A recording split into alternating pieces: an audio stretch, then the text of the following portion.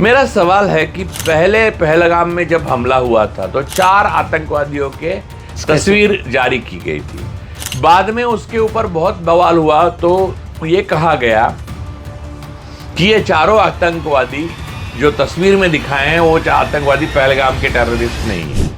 उसके बाद उसके ऊपर कोई बयान आया नहीं। पाकिस्तान से हिंदुस्तान तक अंदर 250 किलोमीटर अंदर आके फिर 250 किलोमीटर बाहर जाकर बीच में डायलॉग, जैसे अमित भाई ठोक दिया ये वो, जैसे जाओ जाकर बोलो मोदी, जैसे एक ही स्क्रिप्ट राइटर है। तो ये जो बातें हुई है, ये लोग इतने दिनों से कहाँ थे, इसका कोई जवाब नहीं। और आपने तो देखा है कि जितने मुखबिरी जो पाकिस्तान के लिए किए हुए मिले हैं ISI के एजेंट, कुलकर से लेके कितने सारे, वो हिंदू है। हाँ, तो क्या आपको सुलेमान नाम सुन के ऐसा लगता है कि 3 आतंकवादियों को मार दिया? क्यों नहीं हम माने कि ये बेकसूर है? और आतंकवादियों का नाम नथुराम, गोपाल और विनायक क्यों नहीं होंगे?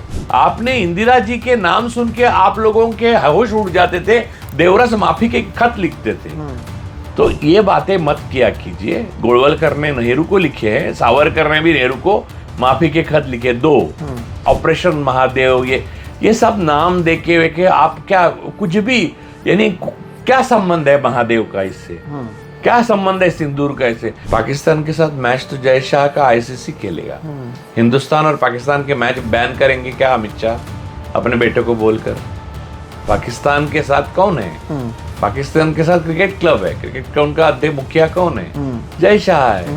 नेहरू ने चाइना के साथ इतनी बड़ी प्रॉब्लम की है, तो अमित शाह के बॉस श्री नरेंद्र मोदी जी चाइना से आने वाले लोगों को फिर से ई वीजा क्यों देने लगे? हाँ। अडानी को लोगों की, कर्मचारियों की जरूरत है, चाइनीज स्किल्ड वर्कर की, इसीलिए कर रहे हैं ना। अगर अडानी, देखिए अडानी कराची के पोर्ट पर जो बंदरगाह का मेंटेनेंस करने वाली कंपनी है दुबई की, उसके साथ लॉजिस्टिक्स के रूप में पार्टनरशिप कर सकता है, तो क्या एक कश्मीरी युवक पाकिस्तान का चॉकलेट नहीं खा सकता? वो आतंकवादी? तो अडानी तो महाआतंकवादी हो गए। आज तक पुलवामा में 300 किलो RDX कहां से आया, ये सवाल का जवाब नहीं दे पाए। देविंदर सिंह कहां है, बोल नहीं पाए। कश्मीर को आप क्यों नहीं, शिमला एग्रीमेंट को खत्म हुआ, आपके जेट गिरे, ट्रम्प 28 बार आपको बोले सीज फायर की बात, आप जवाब नहीं दे पाए, उसका जवाब कहाँ है? ये सारी चीजें कहाँ हैं? नेहरू पटेल को अपनी जगह रहने दो, आप अपनी बात बोलो। 11 साल से मोदी राज कर रहे हैं, तो नेहरू ने पूरा बर्बाद किया, तो आबाद क्या किया इन्होंने? वो राहुल शिवशंकर को डराते हैं, राहुल कंवल को डराते हैं, राहुल गांधी को नहीं डरा सकते। मैं चैलेंज करता हूं कि अमित शाह और राजनाथ सिंह जो बातें बोली है उन्होंने, नेहरू से लेके चॉकलेट तक, सारी बातें झूठ है। नेहरू का अगर सबसे बड़ा अपमान कोई कर रहा है तो अमित शाह कर रहा है। ये नहीं कि उनको दोष देकर, उनका नाम मुंह में लेकर भी अपमान होता है, क्योंकि नेहरू का नाम लेने के लिए भी एक आपकी योग्यता चाहिए, वो भी उनमें नहीं है। गुजरात के आतंकवादियों ने देश को पूरी तरह से कब्जे में ले लिया है। We are ruled by mafia. दोस्तों नमस्कार, और आप सभी का एक नए एपिसोड में बहुत बहुत स्वागत है। मैं हूं सोहित मिश्रा। सोमवार से संसद में सिंदूर, ऑपरेशन सिंदूर, पहलगाम में जो हमला हुआ उसे लेकर लगातार चर्चा शुरू है। हमने सोमवार को देखा कि किस तरह से रक्षा मंत्री राजनाथ सिंह ने सबसे पहले इसकी शुरुआत की, और कांग्रेस के जो सांसद हैं गौरव गोगोई, उन्होंने बेहतरीन इस पर सवाल उठाए, उन्होंने बहुत बेहतरीन तरीके से इस मुद्दे को उठाया। और उसके बाद मंगलवार के दिन खुद गृह मंत्री अमित शाह ने बयान दिया, एक बड़ा लंबा चौड़ा भाषण दिया, और कहीं ना कहीं इस भाषण में बात करते हुए जिस दिन, यानी सोमवार से जिस दिन से विपक्ष की मांग थी कि ऑपरेशन सिंदूर, इस पूरे मुद्दे पर चर्चा की जाए, पूरे पहलगाम में उन आतंकवादियों पर चर्चा की जाए कि आखिर वो आतंकवादी गए कहाँ पर, वो इतने दिन कैसे रहे, कहाँ पर रहे, इन्हें क्यों पकड़ा नहीं जा सका। तो वहीं मंगलवार के दिन बातचीत करते हुए गृह मंत्री अमित शाह ने बताया कि उनकी ओर से ऑपरेशन महादेव इसे जारी किया गया था, जिसमें 3 आतंकवादी, सुलेमान, अफगान और जिब्रान, इनकी मौत हो गई और इन्हें मारा गया। और ये जो तीनों आतंकवादी थे, इन्होंने ही 22 अप्रैल को पहलगाम अटैक किया। इस पर बातचीत करते हुए फिर आगे वो बताते हैं कि कैसे इनके पास से M9 कार्बाइन से लेकर 2 AK-47 इनके पास से मिले। चंडीगढ़ के फॉरेंसिक साइंस लैबोरेटरी में इसकी जांच की गई और ये बताया गया कि ये वही लोग थे और ये वही गोलियां और बंदूक थे जिसका इस्तेमाल पहलगाम हमले में किया गया। अब यहाँ पर दर्शकों सबसे बड़ा सवाल यह है कि जब ऑपरेशन सिंदूर को लेकर विपक्ष की ओर से चर्चा की शुरुआत की जाती है तभी इस तरह से ये जो तीनों आतंकवादी हैं ये पकड़े गए और एक तरीके से अमित शाह ने ये तक कह दिया कि जब मैंने ये बातें संसद में रखी तब हमारी उम्मीद थी कि विपक्ष हमारे साथ आएगा, लेकिन विपक्ष अब भी कहीं ना कहीं संतुष्ट नज़र नहीं आ रहा है। विपक्ष अब भी कहीं ना कहीं सवाल उठा रहा है और एक तरीके से नेहरू से लेकर मनमोहन सिंह तक उन्होंने बातचीत की।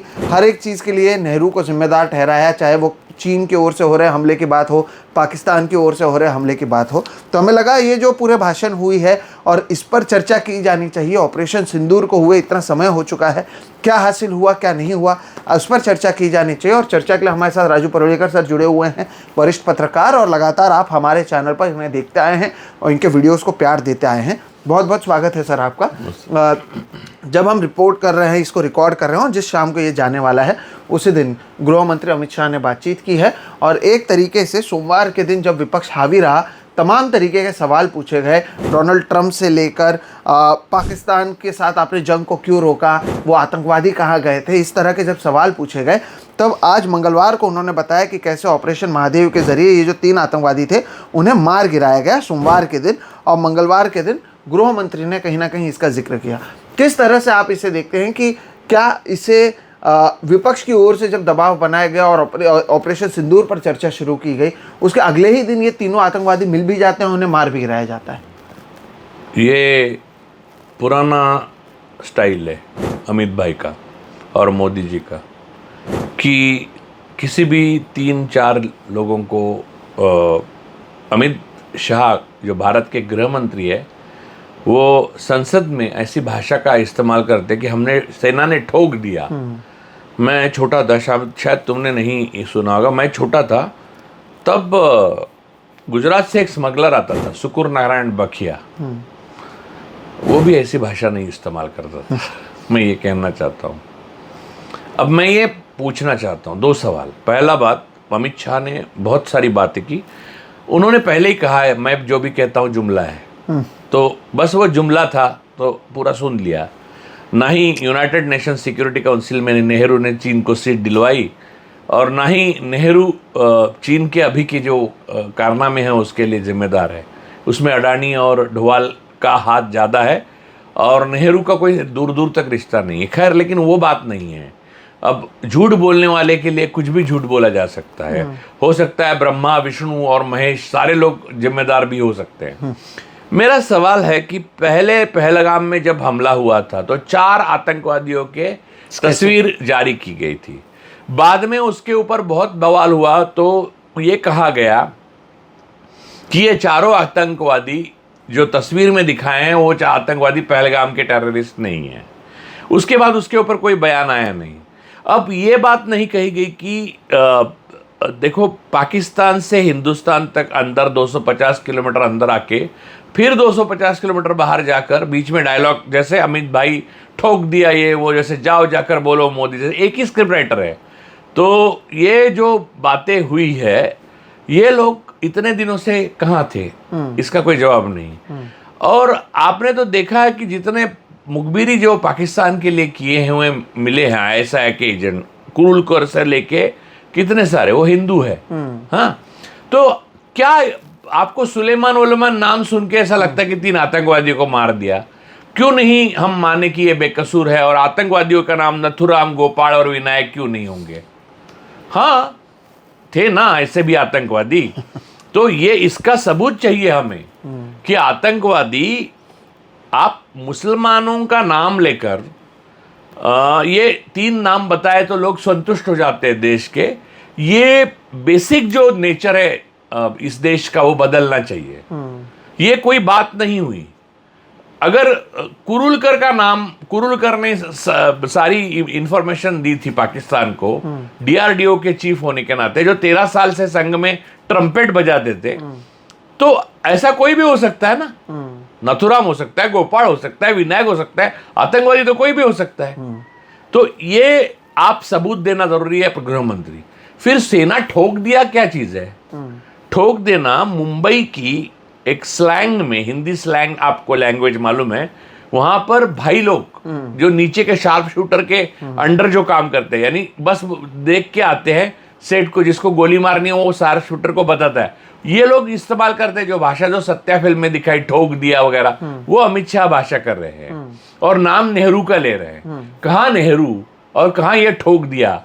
तो बात यह है कि बिना सर पर के गृह मंत्री ने जो भाषण किया उसमें जो 3 लोग मरे हुए लड़के हैं वो पाकिस्तानी हैं, वो और सबसे बड़ी बात, कल जम्मू कश्मीर में जो आधिकारिक रूप से एडमिनिस्ट्रेशन, पुलिस एडमिनिस्ट्रेशन से बात की मीडिया ने, मेरे पास वो वीडियो है, आप भी डाल सकते हैं, उसमें कहा कि अभी कुछ भी नहीं कहा जा सकता।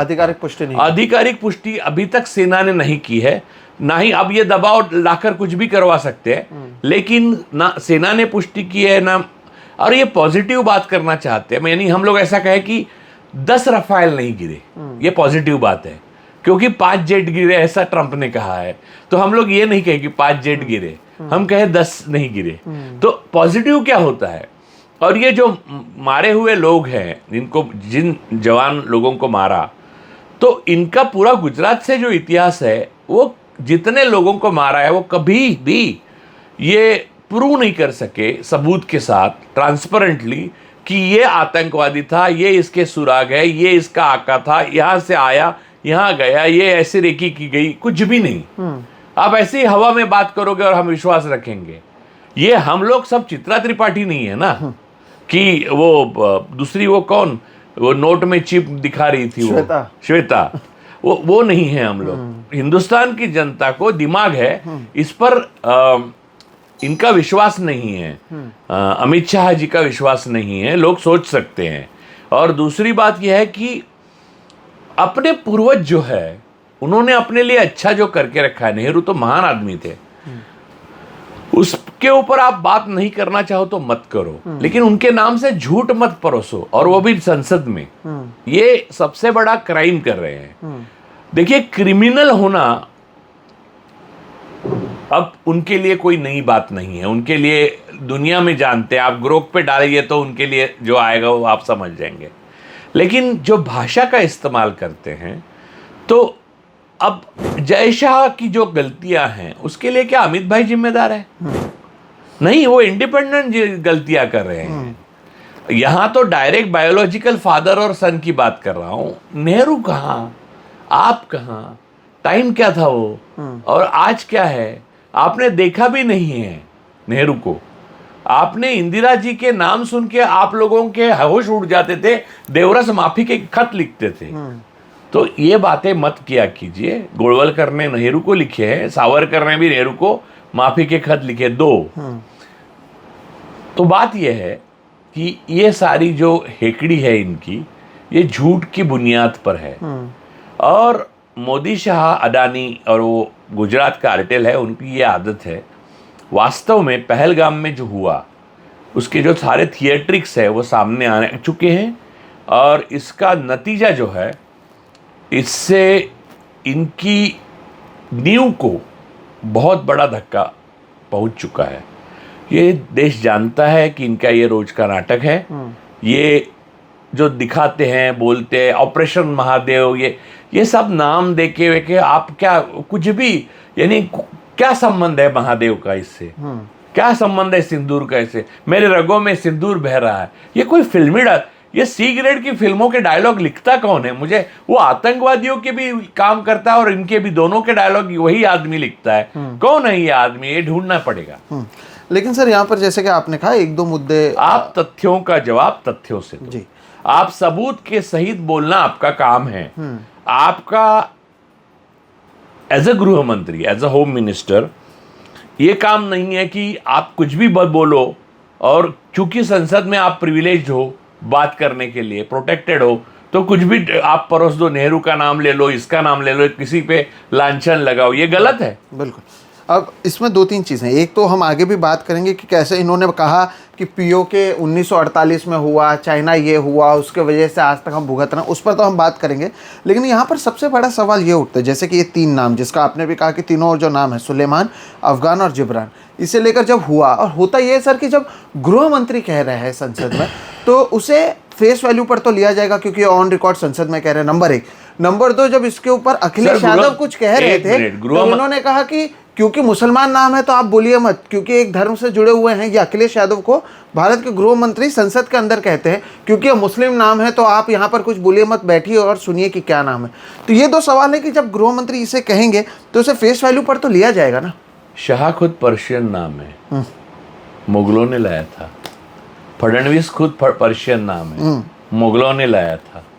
तो बात ये सब मत करो। हाँ, वो अखिलेश की एक बात छोड़िए, लेकिन मैं ये बताना चाह रहा था कि ये जो सारी घटना हुई हैं, सारी आज तक पहलगाम जो हुआ उसके बाद आज तक जो हुआ है, उसके लिए कोई तथ्य, कोई लॉजिकल जवाब अमित शाह नहीं दे पाए।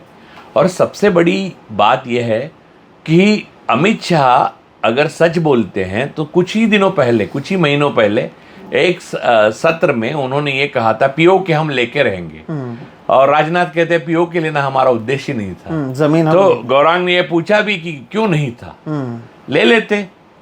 और एक्चुअल ये है, देखिए, आपकी सम्मति के बिना कोई सीजफायर नहीं हुआ है। आप जीत रहे थे, आप पूरी तरह से पाकिस्तान पे अपना परचम फहराए थे वो संघ का, और वापस आ गया, ऐसा तो हुआ नहीं है।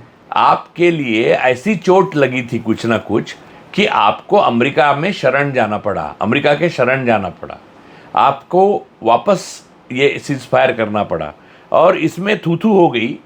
तो आज संसद के सत्र के पहले ही दिन, या क्या मुहूर्त है, यानी ये तो कभी खुशी कभी गम फिल्म में वो आरती वारती उतारते हैं ना, वैसे हो आज का दिन। और वो माँ बेटे, वो फिल्मी होता है ना, वो अचानक अरे भाई तुम्हारे दाएं हाथ पे वो तिल है, हाँ मेरे भी दाएं हाथ पे तिल है, वो वाली बात है ना। वैसे पहले ही दिन 3 मरते हैं। हाँ, सुलेमान नाम होता है, जिब्रान होता है, आप कौन कुछ भी बोलोगे तो अब्दुल नाम होता है, आप जो भी बोलोगे यार, ऐसा थोड़ी होता है। हमको सबूत दो, हमको इसकी ट्रांसपेरेंट पूरी जो इंक्वायरी है वो थर्ड पार्टी और विपक्ष को बुलाकर करो। आप संसद का एक कमेटी, संसदीय दल की कमेटी विपक्ष की, इसके ऊपर बिठाओ और इसके पूरी जानकारी ले लो, आपको पता चल जाएगा कि दुश्मन बाहर का है या अंदर का है। और दर्शकों को सर यहाँ पे ये बताना ज़रूरी है, दर्शकों देखिए, ऐसा नहीं है कि किसी को भी दुख होता है कि अगर आतंकवादी मारा जा रहा है, नहीं मारा जा रहा है, और इसे फेस वैल्यू पर नहीं लेने की जो बात हो रही है उसका एक जीता जागता उदाहरण अभी आया है, जब मुंबई में 7/11 जो सीरियल बॉम्ब ब्लास्ट हुए थे उसमें कई लोगों को जो है पकड़ा गया था, कुल 13 लोगों को पकड़ा गया था। एक शख्स को पहले छोड़ दिया गया था 2015 में, और जो 12 शख्स थे उन्हें अब बॉम्बे हाई कोर्ट ने इस पूरे मामले से अक्विट कर दिया है, उन्हें बेगुनाह बता दिया है क्योंकि सबूतों के अभाव थे। ऐसे में पहले भी जब लोगों को पकड़ा गया है, सालों साल इसके ऊपर जांच हुई है और उसके बाद लोगों को छोड़ा गया है, सरकार चाहे किसी की भी हो। वो कांग्रेस के समय पे हुआ था, ये भारतीय जनता पार्टी के समय हो रहा है। लेकिन सर इसमें हुआ ये है कि ये जो तीनों हैं ये पकड़े नहीं गए, ये मारे गए हैं। और अब ये कहा जा रहा है, जब विपक्ष सवाल भी उठा रहा है तो वहाँ पर अमित शाह कहते हैं कि हम तो उम्मीद कर रहे थे कि जब मैं ये बात कहूँगा तो सदन झूम उठेगा, सब एक दूसरे को बधाई देंगे, लेकिन विपक्ष अब भी मानने को तैयार नहीं है। तो एक इमेज ये बनाया जा रहा है कि अगर आप इस मुद्दे पर सवाल उठाते हो तो आप पाकिस्तान की जय जयकार कर रहे हो, आप सवाल उठाते हो तो आप पाकिस्तान के लिए बोल रहे हो, आप सवाल उठाते हो तो आप देशद्रोही हो जाते हो। ये एक पूरी छवि जो बनाई जा रही है, इसे कैसे देखें? कहाँ विपक्ष पाकिस्तान के साथ कुछ कर रहा है? पाकिस्तान के साथ मैच तो जय शाह का आईसीसी खेलेगा। हिंदुस्तान और पाकिस्तान के मैच बैन करेंगे क्या अमित शाह अपने बेटे को बोलकर? पाकिस्तान के साथ कौन है? पाकिस्तान के साथ क्रिकेट क्लब है, क्रिकेट का उनका अध्यक्ष मुखिया कौन है? जय शाह है। तो आप ये सोचिए कि इनकी जो खोखली बातें हैं वो लोगों को अब समझ में आ चुकी है, पहली बात। दूसरी बात, हमारा जो लक्ष्य है वो यही होना चाहिए हमेशा एजेंसीज का कि ज़्यादा से ज़्यादा लोग पकड़े जाएं ताकि बड़े षड्यंत्र का पता चले। लेकिन अमित शाह जब से राजनीति में आए हैं, गुजरात की राजनीति में, तब से आज तक उसके ऊपर सुब्रमण्यम स्वामी ने टिप्पणी अच्छी की है, उनका क्या पेशा है, तो तब से लोगों को मारा जाता है और बाद में उन पे गुनाह थोपा जाता है।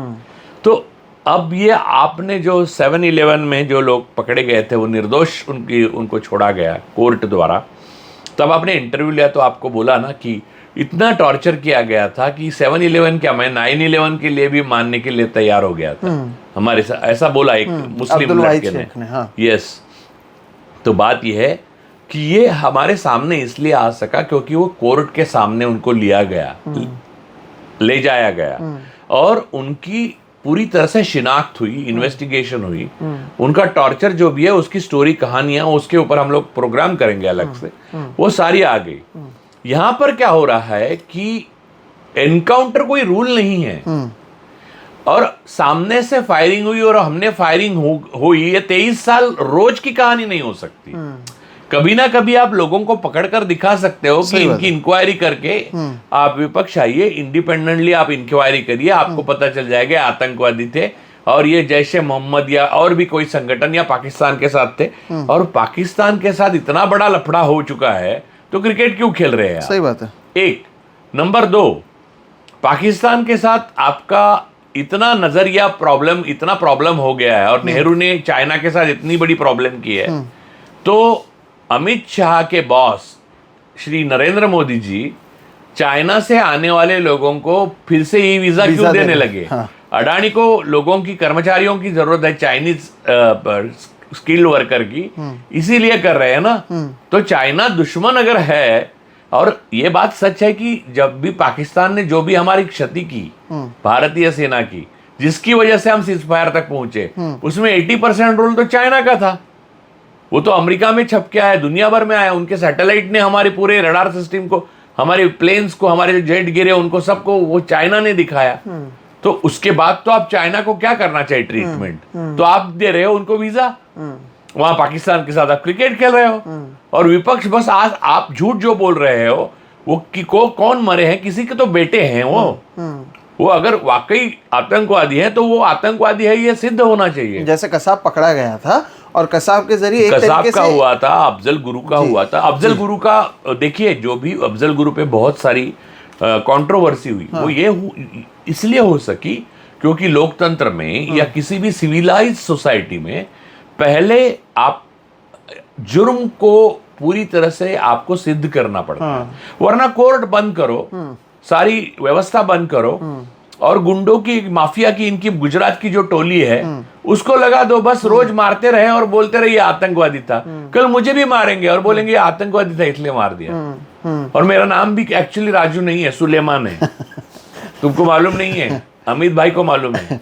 तो लेकिन वही जो मैं कह रहा था कि जैसे 26/11 हुआ तो पाकिस्तान ने पहले ही दिन से ये कहा था कि हमारा इससे कोई लेना देना नहीं, लेकिन जब अजमल कसाब जिंदा पकड़ा गया, कई सारे उसके लिए तुकाराम ओंबाड़े ने, देखिए लॉ एंड एनफोर्समेंट एजेंसीज में जो बहुत ज़्यादा डिसिप्लिन होनी चाहिए, उसकी वजह से ओंबाड़े ने ये समझा, उन्होंने अपनी जान दे दी लेकिन उसको जिंदा पकड़ा ताकि दुनिया के सामने हम प्रूव कर सके। ये लोग सत्ता में होते ना तो वो तो पकड़ में आते ही नहीं, लेकिन जो मरते वो भी अपने करकरे जैसे लोग मरते। सही बात है। तो इसलिए अच्छा हुआ ये लोग सत्ता में तब नहीं थे। अब इनकी ओर से सर कहा गया, ये साबित करने के लिए कि वो पाकिस्तानी है, कहा गया कि वोटर आईडीज मिले हैं और कुछ चॉकलेट रैपर्स मिले हैं जो पाकिस्तान में बने थे। और उन्होंने साथ ही साथ पी चिदम्बरम पर तो खैर कई सारे बातें कही कि चिदम्बरम एक तरीके से चिदम्बरम और कांग्रेस पाकिस्तान के लिए कहीं ना कहीं सवाल उठा रहे हैं और इसलिए इतनी बड़ी बातें कर रहे हैं। ये सारी बातें उनकी ओर से कही गई। लेकिन अब सबूत के तौर पर पहले हमारे पास अजमल कसाब जैसे लोग जिंदा पकड़े जाते थे जो आतंकवादी होते थे, अब चॉकलेट के रैपर उनके पास जो मिले हैं जो मेड इन पाकिस्तान है, उसके ज़रिए क्या आप, अगर ये मारे भी गए हैं और ये आतंकवादी हैं भी, तो आप क्या अपना पक्ष उतनी मजबूती से अंतर्राष्ट्रीय लेवल पर रख पाओगे जब आप केवल चॉकलेट के रैपर्स दिखाओगे? दो बात मैं आपको बताना चाहता हूँ, सुनिए। हम पाकिस्तान से क्या क्या इंपोर्ट करते हैं उसका आप जानकारी लीजिए, तो आप क्या क्या खाते हो पाकिस्तान से वो भी पता चल जाएगा। दूसरी बात, बिहार में चुनाव पत्र जो है, यानी वो चुनाव कार्ड है, वोटिंग कार्ड, उसमें एक डॉग बाबू का वोटिंग कार्ड बना है और उसका कुत्ता बाबू नाम का पिता है जी। अगर डॉग बाबू का बनता है तो पाकिस्तान का वोटिंग आईडी बनाना कौन सी बड़ी मुश्किल काम है ना। दूसरा है चॉकलेट खाना। एक तो पाकिस्तान की चॉकलेट खाना गुनाह तो है नहीं, है ना, और पाकिस्तान की चॉकलेट आपके पास मिलती है। अब देखिए, आप मॉल में जाते हो, लुलु मॉल में जैसे कि, जो दुबई से है, तो वहां पर पाकिस्तान का भी खजूर मिलता है और हिंदुस्तान का भी मिलता है। तो वो अगर आप खाते हो तो आप आतंकवादी घोषित। पहलगाम से आपका रिलेशन हो गया, क्योंकि अमित भाई, यानी ना खाता ना वही अमित भाई कहे वही सही। ये कोई बात हुई?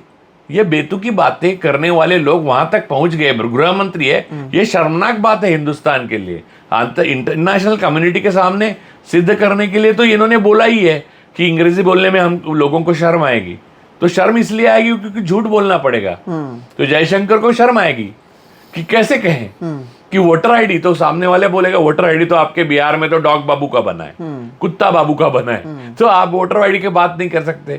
अब चॉकलेट दुबई से पाकिस्तान की कितनी सारी चीजें आती हैं दुबई से खाने की, यानी आप मिठाइयाँ आती हैं, खजूर आता है, और सारी दुनिया भर से आते हैं चीजें।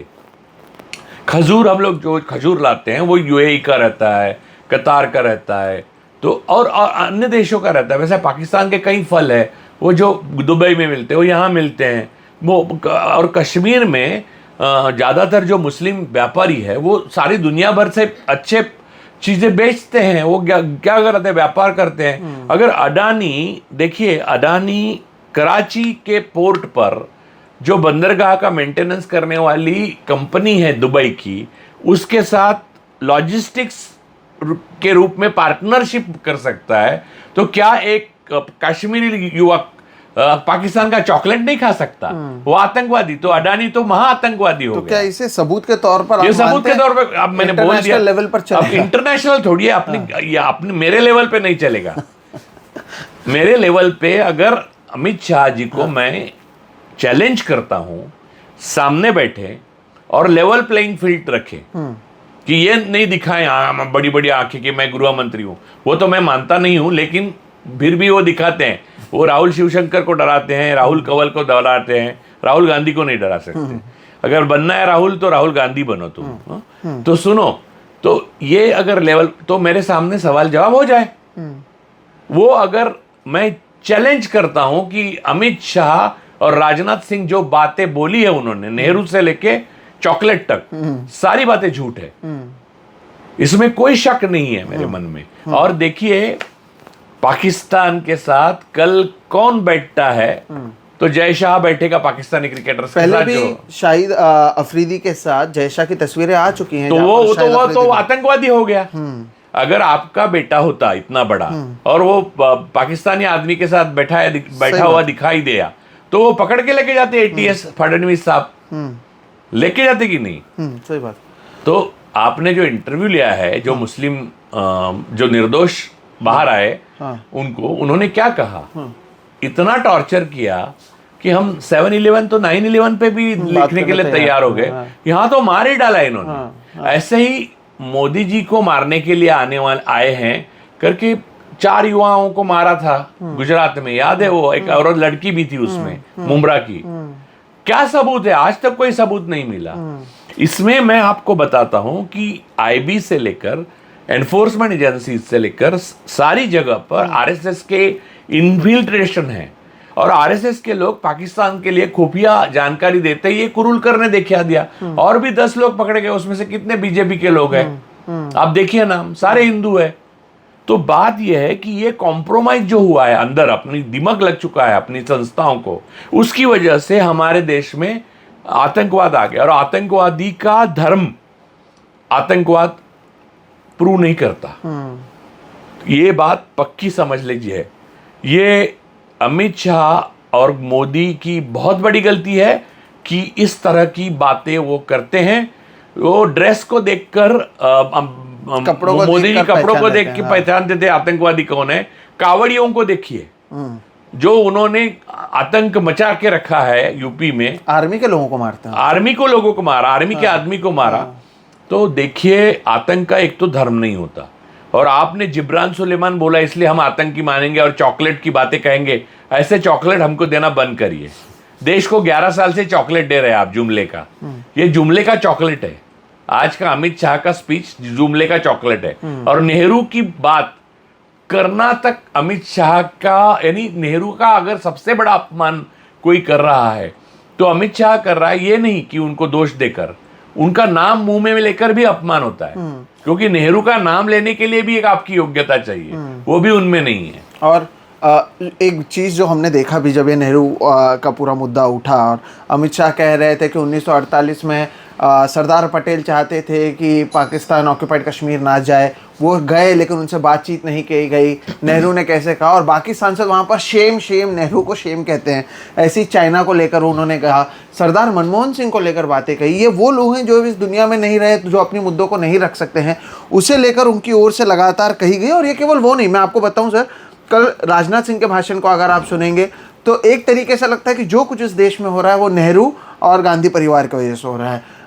जयशंकर की बातों को अगर आप सुनेंगे तो आपको लगेगा कि जो कुछ इस देश में हो रहा है वो नेहरू और गांधी परिवार की वजह से हो रहा है। तो एक तरीके से यानी जो चीज़ें होती हैं, अब देश को आज़ाद हुए इतना समय हो चुका है, इन्हें सत्ता में आकर 11 साल से ज़्यादा समय हो चुका है, ये खुद गृह मंत्री हैं, रक्षा मंत्री राजनाथ सिंह है, लेकिन आज भी अगर नेहरू से लेकर मनमोहन सिंह तक हर एक चीज़ पर यह बात करेंगे तो इसे किस तरीके से देखा जाना चाहिए। जबकि ये वही जनता को मैं बता दूं, ये वही नरेंद्र मोदी हैं कि जब यहाँ पर 26/11 हमला हुआ था, आतंकवादी पकड़े भी नहीं गए थे, लेकिन तब भी इन्होंने कहा था कि जो सरकार है उन्हें इस्तीफा दे देना चाहिए, नहीं होना चाहिए। और जब ऑपरेशन सिंदूर हुआ था तो कांग्रेस सहित पूरे विपक्ष ने कहा था कि हम सत्ता के साथ में हैं, हम सरकार के साथ में हैं, क्योंकि ये देश का मुद्दा है।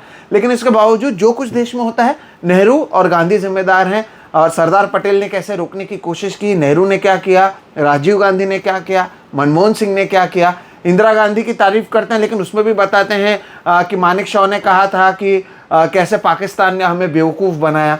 यानी जो चीज़ें खराब हुई हैं उसके लिए वो जिम्मेदार हैं, और जो चीज़ें अच्छी हुई हैं वो 2014 के बाद ही हुई हैं। हाँ, इसमें से इतना झूठ है। एक तो सरदार पटेल ने ऐसा कुछ भी नहीं कहा था और कुछ भी ऐसा हुआ नहीं था, पहली बात। लेकिन ये अमित शाह के साथ ये बहस करने के लिए वो कोई इतिहासकार नहीं है। मैं एक बात उनकी कह सकता हूँ कि कैसे झूठ बोला जा रहा है, ये सारी बातें झूठ है। दूसरी बात, अगर सरदार पटेल इतने महान व्यक्ति थे और उनको प्रधानमंत्री बनने नहीं दिया, तो आप ये समझिए कि सरदार पटेल की महानता इसी में है कि सरदार पटेल ने ये माना था कि गांधी मेरे गुरु है, और वो अहिंसावादी थे। उन्होंने आरएसएस पे बैन किया था। ये बात समझते नहीं है अमित शाह। आज अगर सरदार पटेल होते तो ये सारे लोग जेल में होते। हाँ, दूसरी बात, 1952 में पहले जो इलेक्शन हुए तब सरदार पटेल जीवित ही नहीं थे। और सरदार पटेल ने लिखा हुआ किताब है यहाँ पर ऊपर, खुद खत लिखे उन्होंने कहा है कि जवाहर जी जैसा सही व्यक्ति दूसरा नहीं है। और उनका पहला जो स्टैचू है गुजरात में, वो जवाहरलाल नेहरू ने उनके जीवित होते बनाया हुआ है। और इतना इनको आदर हो गया है, तो अहमदाबाद के स्टेडियम को सरदार पटेल का नाम था, उनका बदल के नरेंद्र मोदी का नाम क्यों दिया इन्होंने?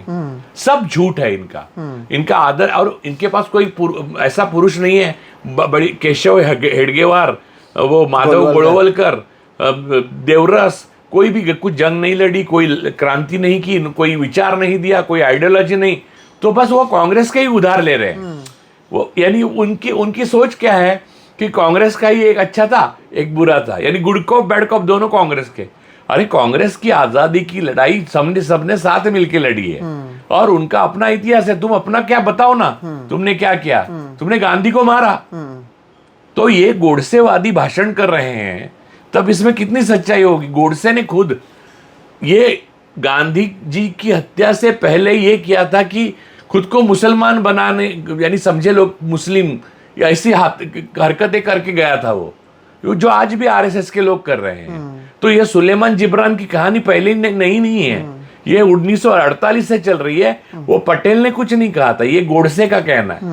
तो और कश्मीर जितना भी इंडिया को मिला, भारत को, वो जवाहरलाल नेहरू जी की वजह से मिला।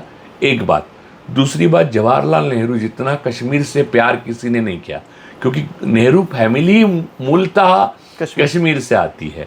तीसरी बात, वहाँ राजा हरि सिंह ने जो करके रखा था उसको ठीक करने में और उसको जितना कश्मीर को लाने में समस्या मुश्किलें पैदा हुई वो बहुत लंबी थी और वो बहुत डिप्लोमेटिकली नेहरू ने हैंडल की। ना ही नेहरू ने सिर्फ उतना किया, नेहरू की वजह से पुर्तगाल जैसे यूरोपियन कंट्री से गोवा आज़ाद हो सका, जिसके ऊपर अब ये झूठ से राज कर रहे हैं। गोवा आज़ाद नहीं होता, नहीं तो आंदोलन से नहीं होता, क्योंकि यूरोप में यूएस साथ थी, नाटो था, नाटो का सदस्य था पुर्तगाल, फिर भी पुर्तगाल को मुक्त किया। फिर 1967 में इंदिरा जी ने शिमला को भारत में लाया, चाइना के साथ पंगा लेकर। ये सारी चीजें इतिहास में हैं, लेकिन गुंडों को इतिहास नहीं सिखाया जाता। जो भाषा जिसको समझती है उसी भाषा में उससे बात करनी चाहिए। तो इसकी वजह ये है, ये ऐसी बातें करे, ठोक दिया, तो ये गैंग चला रहे हैं, ये सरकार नहीं चला रहे हैं। और अगर गैंग चला रहे हैं तो आप सरकार के साथ बात करना चाहते हो तो वो गैंग की तरह बात करते हैं।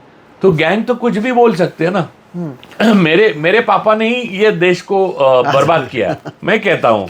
अगर बोला ऐसा कल अमित शाह ने, तो मैं क्यों चैलेंज कैसे करूंगा? क्योंकि कल पुलिस है, सीआरपीएफ है, मिलिट्री है, इनफिल्ट्रेटेड, आरएसएस ने सब कुछ कर लिया, बाबू लोगों को पूरी तरह से बोले कि हाँ नरेश परोलेकर साहब ने ही बर्बाद किया देश को। मैं बचाव कैसे करूंगा? हाँ। अब राजू परोलेकर को गोली मार दो क्योंकि वो आतंकवादी है, क्यों भाई? उसने चॉकलेट खाया, उसमें दुबई का वो था, वो चॉकलेट में दुबई का था, तो दुबई का पाकिस्तान से आया था वो, बस खत्म हो गया स्टोरी। तो अब मेरा नाम सुलेमान है, जिब्रान है, अब्दुल है, इफ्तिकार है, कुछ तो है, ऐसा है। इतनी सी बात अगर होती तो अभी तक मुझे इन लोगों ने सचमुच मारा होता, और ऊपर से बोले होते कि पुलवामा और पहलगाम के लिए यही जिम्मेदार था। आप आज तक पुलवामा में 300 किलो आरडीएक्स कहां से आया, ये सवाल का जवाब नहीं दे पाए। देविंदर सिंह कहां है, बोल नहीं पाए। कश्मीर को आप क्यों नहीं, शिमला एग्रीमेंट को खत्म हुआ, आपके जेट गिरे, ट्रम्प 28 बार आपको बोले सीज फायर की बात, आप जवाब नहीं दे पाए, उसका जवाब कहाँ है? ये सारी चीजें कहाँ हैं? नेहरू पटेल को अपनी जगह रहने दो, आप अपनी बात बोलो। 11 साल से मोदी राज कर रहे हैं, तो नेहरू ने पूरा बर्बाद किया, तो आबाद क्या किया इन्होंने?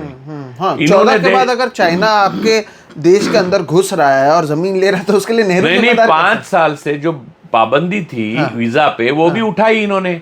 और चाइना, और ये वॉर जो हुआ वो भारत और पाकिस्तान में हुआ ही नहीं, भारत और चाइना में हुआ। 80% चाइना था उसमें, तो आपको चाइना के साथ भिड़ना चाहिए।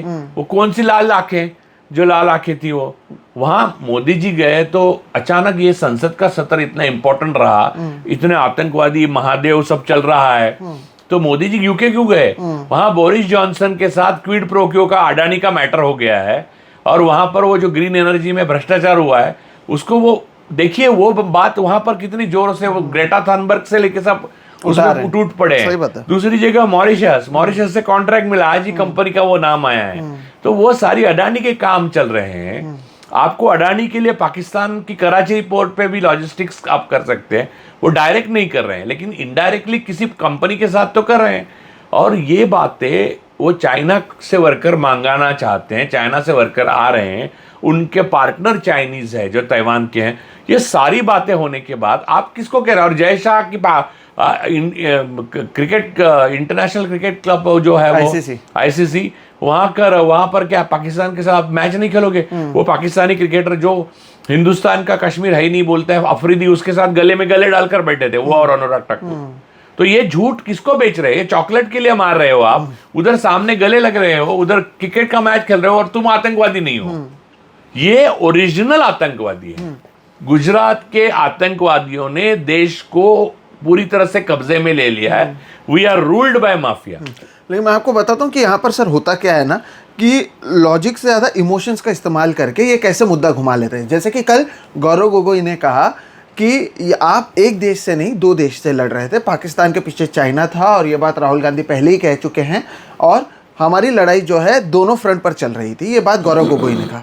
उसका जवाब देते हुए पहले एस जयशंकर और आज एक बार फिर से अमित शाह ने कहा कि चाइना से जब हम बात कर रहे थे, राहुल गांधी वहाँ पर ओलंपिक्स देखने गए थे, जब हमारे सेना के लोग लड़ रहे थे वहाँ पर, तो राहुल गांधी ने चाइनीज़ एम्बेसडर से बातचीत करके पूछा था कि क्या हुआ। लेकिन जब बात अभी की हो रही है 2025 की, राहुल गांधी ने तब क्या किया, और उसे लेकर अगर आप कहेंगे तो लॉजिक के साथ जब इसे लड़ाई नहीं जाएगा, आज एक तरीके से भी जो अमित शाह का अगर आप भाषण को देखें तो ऐसा दिखाया जा रहा है, या एक जो सेंटिमेंट बनाने की कोशिश देश के गृह मंत्री कर रहे थे वो ये कर रहे थे कि कांग्रेस पाकिस्तान के लिए लड़ रहा है, पाकिस्तान की तरफ से लड़ रहा है। तो इसे किस तरह से देखा जाए, जब लॉजिक ही नहीं है। पाकिस्तान की तो बात ही हमने पूरी की। पाकिस्तान के साथ तो बीजेपी ही है, क्रिकेट का पूरा उनका है, और चॉकलेट से कुछ कांग्रेस को चॉकलेट तो नहीं मिले हैं। मैं कांग्रेस को समर्थन नहीं दे रहा हूं, कांग्रेस की अपनी दुर्बलता है, उसके ऊपर मुझे बहुत प्रॉब्लम है, आपत्ति है।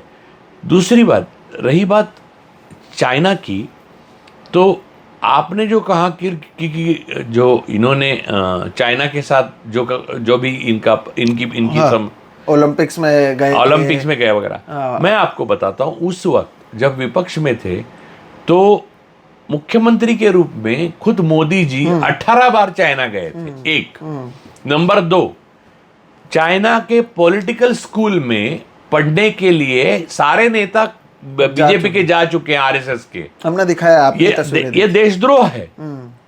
और वो बोल रहे हैं राहुल गांधी का नाम झूठ मूठ, जैसे कि आलू से सोना मोदी ने बोला था और राहुल गांधी पे इन्होंने बिल फाड़ दिया। बस इनके पास प्रोपागेंडा मशीनरी है, गोदी मीडिया है, राहुल शिवशंकर, राहुल कंवल, राजदीप सरदेसाई जैसे लोग हैं।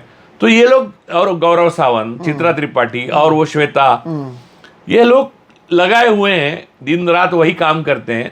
तो ये झूठ को सच बनाने की फैक्ट्री में बदलने की कोशिश कर एक देश को नफरत की आग में, और यहाँ के हर मुसलमान को एक देश का दुश्मन बनाने के चक्कर में लगे हुए हैं। मैं अगर मुसलमानों का साथ देता हूँ, हिंदुस्तानी मुसलमानों का, तो मैं पाकिस्तानी हूँ। यानी इन्होंने भेद ही मिटा दिया है हिंदुस्तानी मुसलमान और पाकिस्तान के बीच में। पाकिस्तान के साथ व्यवहार इनका है, अडानी का है, जय शाह का, सबका। हम लोग बस हिंदुस्तानी मुसलमानों का समर्थन करें तो हम पाकिस्तानी हो गए, वही कांग्रेस के साथ हो रहा है। सही बात है। अगर बात की जाए आज के इस भाषण की, 1 घंटा 14 मिनट 46 सेकेंड, ये मैं अभी चेक कर रहा था, इतना समय अमित शाह ने बातचीत की। लेकिन ऐसे कई सवाल थे जो कल से पूछे जा रहे हैं जिस पर उन्होंने कोई जवाब नहीं दिया, और उसे बार बार विपक्ष की ओर से एड्रेस किया गया, उन्होंने कुछ नहीं कहा। मसलन के तौर पर डोनाल्ड ट्रंप ने इसे रुकवाया या नहीं रुकवाया। अगर नहीं रुकवाया तो आपसे पहले सीज फायर का ट्वीट वो क्यों करते हैं, और जब उनकी ओर से ट्वीट किया जाता है उसके बाद ही आपकी ये वॉर क्यों रुक जाती है, इस पर उन्होंने कुछ नहीं कहा। एक और सवाल जो कल पूछा गया था वो ये था कि आपने अचानक से, जब आप जीत ही रहे थे, आप पाकिस्तान ऑक्यूपाइड कश्मीर तक पहुँच गए, तो गौरव गोगोई ने बहुत अच्छे से कहा था कि जब मीडिया, आपकी मीडिया है, हम उसे सच मानते, वो तो कह ही रहे थे कि हम इस्लामाबाद और कराची तक पहुंच चुके हैं, तो फिर हमने पीओके को क्यों नहीं लिया। ऐसे तमाम मुद्दों पर, डोनाल्ड ट्रंप से लेकर अचानक से इस वॉर को ख़त्म करने से लेकर हमारे कितने फाइटिंग जेट्स गिरे हैं या नहीं गिरे हैं, इसे हमारे गृह मंत्री ने टच भी नहीं किया। जबकि इन तमाम मुद्दों पर तो केवल हमारे नहीं, आपके देश के गृह मंत्री ने इसे टच नहीं किया, नंबर 1। और नंबर 2, जो इतने लोग मरे हैं, इसमें एक जो सिक्योरिटी लैप्स हुई है उसकी उन्हें जिम्मेदारी लेनी चाहिए थी। ऐसी चीज़ों पर भी उन्होंने कुछ नहीं कहा, और केवल नेहरू, गांधी, राजीव गांधी, मनमोहन सिंह, इसके आगे वो बढ़े नहीं। तो ये क्या मुद्दे अहम नहीं है कि इससे जनता के ध्यान को नहीं भटकाया जा रहा है, डोनाल्ड ट्रंप से लेकर पीओके से लेकर हमारे फाइटर जेट्स तक? ये सेल्फ एक्सप्लेनेटरी है, आपका सवाल ही जवाब है, तो भटकाया जा रहा है। इसका जवाब उनके पास है ही नहीं, वो दे नहीं सकते। और जहाँ तक मेरे गृह मंत्री का सवाल है, he is not my PM और he is not my HM, क्योंकि वो 37% लोग हैं जिन्होंने उनको वोट दिया, उनमें से मैं तो नहीं हूँ, तुम हो। सर अब इसमें एक और हम लोग बहुमत में हैं जो विरोधी है जी, लेकिन अब तो यहाँ पर, और election commission free and fair election नहीं कराता है, और लेवल प्लेइंग फील्ड भी नहीं था। जी, अब इसमें आगे किस तरह से देखा जाए, क्योंकि ये अब एक बार फिर से, इसमें आगे एक बात है, हमें भारत को एक आज़ाद लोकतंत्र बनाने के लिए फिर से लड़ाई लड़नी है, और ये गैंगस्टर की पॉलिटिक्स यहाँ पर नहीं चलनी चाहिए। संसद एक गैंगस्टर भवन बना दिया है भाजपाइयों ने। जिस तरह से वो नेहरू को शेम शेम वगैरह बोलते हैं, ये बातें जो सारी हो रही है इनके अमित शाह और मोदी के नेतृत्व में, इन बातों से पूरा विश्व देश की तरफ एक भयानक निराशा से देख रहा है। भारत को एक ऐसा देश बनाने के लिए हम चल पड़े थे कि जहाँ पर एक अच्छा गुलिस्तान बने एक भारत, और भारत के बारे में एक नेहरू जी की बहुत एक कहानी है। नेहरू इस बात से सहमत नहीं थे, और ये सच भी है, भारत माता वगैरह कुछ नहीं है, क्योंकि भारत माता की कॉन्सेप्ट और चित्र है ना आरएसएस के ऑफिस में, वो ब्रिटानिका नाम की माता थी। फोटोग्राफ मैं आपको भेजता हूँ, उससे ऊपर से इन्होंने चुराया है, यानी इनके आका जो ब्रिटिश है उनसे चुराया है। भारत एक ऐसा देश है जिसमें डाइवर्सिटी है, जैसे यूरोप जैसे, वो डाइवर्सिटी को हम रिस्पेक्ट करते हैं, तब तक हम भारत हैं, हम एक देश है। One nation, one leader, one party, ये सब बोलने के लिए ठीक है, वरना वो ये सब भारत नहीं होगा, वो भारत नहीं है। और सबसे बड़ी बात यह है कि हम जिस माफिया से रूल किए जा रहे हैं, ये जो अडानी तंत्र है हमारे देश का, वो, और जो चाइना और पाकिस्तान के साथ हमारी दोहरी नीति है, एक अडानी और जय शाह के लिए है और एक अन्य नागरिकों के लिए है, वो बदलनी चाहिए। और मुसलमानों को पाकिस्तानी मानना, इससे बड़ा देशद्रोह कोई नहीं है। इस मिट्टी में मुसलमानों का भी उतना ही खून है जितना तो गुजरातियों का नहीं है। तो मानते हुए मैं एक बात कहना चाहता हूं कि ये सारे सवाल, डोनाल्ड ट्रंप ने क्यों सीज़फायर किया 28 बार बोला, और बोलेंगे वो, ये सारे सवाल के जवाब मिल जाएंगे। ये सारे लोग, आपको पता चलेगा कि इनकी सत्ता चली गई है और भाग रहे झोला उठा के, लेकिन इससे पहले जो देश का नुकसान कर रहे हैं और हमारे महापुरुषों की बदनामी कर रहे हैं। परसों मोहन भागवत कह रहे थे कि कांग्रेस का बड़ा योगदान है आज़ादी की लड़ाई में, और कांग्रेस ने बहुत बड़े नेता दिए। तो ये एक ऑक्टोपस है, एक मुंह से एक बोलेगा, दूसरे मुंह से दूसरा बोलेगा, अमित शाह तीसरा बोलेगा, मोदी चौथा बोले। मोदी तो बिजी रहते हैं अडानी जी के काम में, लेकिन बाकी सब बोलते रहेंगे। निशिकांत दुबे, ये सब पढ़े लिखे लोग नहीं हैं, इन्होंने इतिहास नहीं पढ़ा है, इन्होंने अपनी विरासत को जाना नहीं है, इनको लिगेसी नहीं है, इनकी गंगा जमनी तहजीब का मतलब नहीं मालूम, इनमें मानवता नहीं है, इनमें एम्पैथी नहीं है, इनमें कंपैशन नहीं है, लोगों के प्रति आस्था नहीं है, प्यार नहीं है, जनता का कल्याण करने की भावना नहीं है। ये एक ठगों की टोली है, और इनसे आप ये अपेक्षा कर रहे हैं कि आपके लॉजिकल सवालों के लॉजिकल जवाब दें। इसका मतलब विश्वनाथ आनंद अगर चेस का पूरा बोर्ड लेके बैठे और सामने मनिया सुरवे को आपने बिठाया, तो जो हालत होगी वो आज विपक्ष की हो रही है और आपकी और हमारी हो रही है, समझे? ये बहुत अच्छा एग्जाम्पल आपकी ओर से दिया गया। बहरहाल ये महत्वपूर्ण मुद्दा है। और एक आखिरी सवाल मैं आपसे पूछना चाहता हूँ कि जब विपक्ष बात कर रहा है, सरकार की ओर से बात की जा रही है, ऑपरेशन महादेव पर बात कर रहे हैं, रक्षा मंत्री से लेकर गृह मंत्री बात करते हैं, ये अपने आप को मोदी सरकार कहते हैं, हर एक चीज़ का श्रेय नरेंद्र मोदी को दिया जाता है। ऑपरेशन सिंदूर के बाद हर एक पेट्रोल पंप के बाहर हमने आर्मी के अधिकारियों के नहीं, लेकिन मोदी जी की तस्वीर देखी। अब शायद ऑपरेशन महादेव के बाद फिर से कुछ करें, लेकिन इन तमाम चीज़ों के बीच में अब से जब तक हम बातचीत कर रहे हैं, प्रधानमंत्री नरेंद्र मोदी पूरे सत्र से गायब रहे। पहले दिन आए, उन्होंने बातचीत की, दूसरे दिन धनखड़ साहब का इस्तीफा हो गया, प्रधानमंत्री चले गए, और अब भी इस पूरे पिक्चर से वो गायब हैं। क्या वो इसके लिए जवाब देने? इंग्लैंड में बहुत बड़ा पेच अडानी को लेकर हुआ है, उसके ग्रीन एनर्जी का जो गड़बड़ हुआ है वो डाला है मैंने अपने ट्विटर पे, और बाकी जगह भी आप सर्च मार के देखिए, आपको पता चलेगा। तो लंदन जाना बनता है साहिब का। और फिर मालदीव्स के लिए भक्तों ने अपने को कहा था से नो टू मालदीव, और वो वहाँ पर गए और ग्लासेस लगा के बैठ गए, रेबान के ग्लासेस।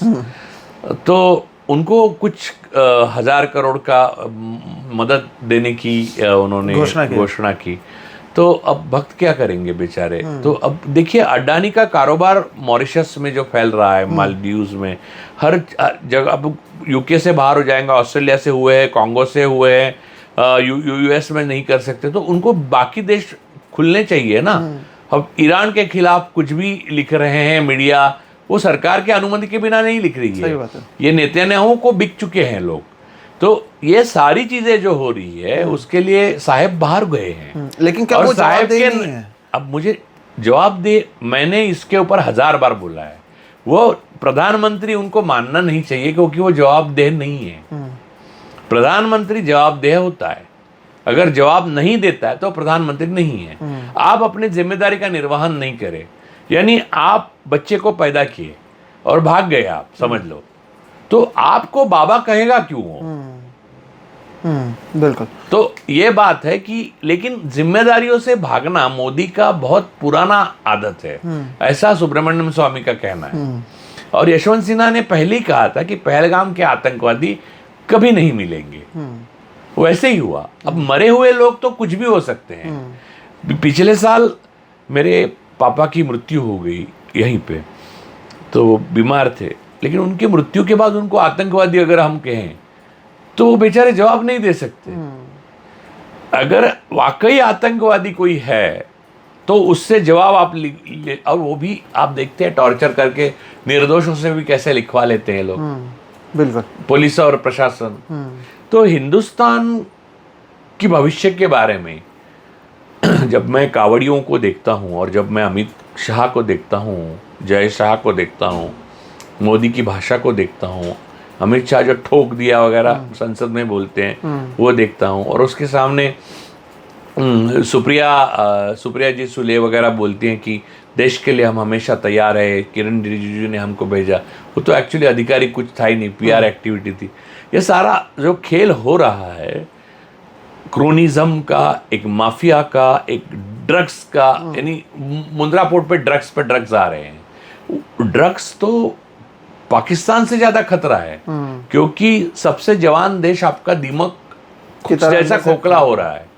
तो ये सारी चीजें जो हैं उनको देखते हुए मुझे इस देश के लिए बहुत चिंता होती है, और मैं नहीं चाहता कि आप एक लाइन गांधी जी, नेहरू जी, पटेल जी या कांग्रेस का कोई भी नेता जिसके एक खत है, जिसके भाषण हैं और छपे हुए हैं, ऐसा नहीं ऊपर है, आपको मैं उसके वॉल्यूम्स दिखाऊंगा हर किसी के, यहाँ है, तो उसमें सेना ने ठोक दिया ऐसा कभी किसी ने बोला हुआ मैंने तो नहीं सुना ना पढ़ा।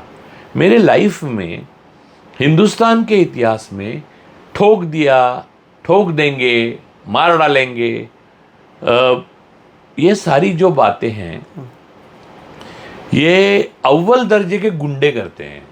ये संसद तक अगर पहुंच गई है, और यहाँ तक नहीं, नंबर 2 देश का जो आप कहते हैं तो वो अगर बोलते हैं तो उनके बाकी भाषण को आप सीरियसली ना लें, ये सलाह मैं आपको देता हूँ। बिल्कुल।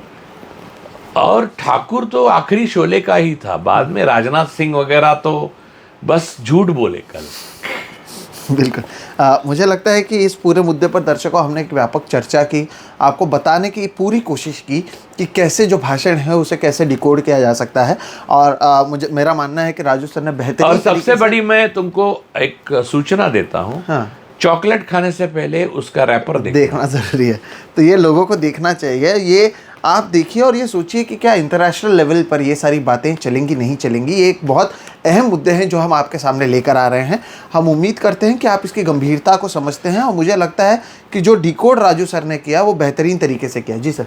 नथुराम, गोपाल और विनायक, ये नाम क्यों नहीं है आतंकवादियों के? ये सवाल हिंदुस्तान को बार बार पूछना चाहिए। बिल्कुल। और मुझे लगता है कि इसी के साथ हमें इस वीडियो को अंत तक करना चाहिए दर्शकों। और हमने मजाक में ही सही, हंसते हुए सही, लेकिन गंभीर मुद्दों को राजू सर ने आपके सामने लाया है, और मैं उम्मीद करता हूँ कि इन मुद्दों को आप समझेंगे। और समझिए कि हमने पूरा भाषण को देखकर मुझे नहीं लगता इससे बेहतरीन कोई एनालिसिस हो सकता है। इसलिए अगर आपको ये वीडियो सही लगता है, आपको ये वीडियो में लगता है कि राजू सर की ओर से जो तमाम तथ्य दिए गए हैं वो इमोशनल ना होते हुए लॉजिकल हैं, उसमें तथ्य हैं, उसमें उन्होंने जो सवाल पूछे हैं वो सही हैं, जो पार्लियामेंट के भाषणों से हमें मिसिंग नज़र आए, तो ज़रूर आप इस वीडियो को लाइक कीजिएगा, ज़्यादा से ज़्यादा लोगों तक साझा कीजिएगा। आप क्या सोचते हैं इस पूरे चर्चा के बारे में, ये भी ज़रूर बताइएगा।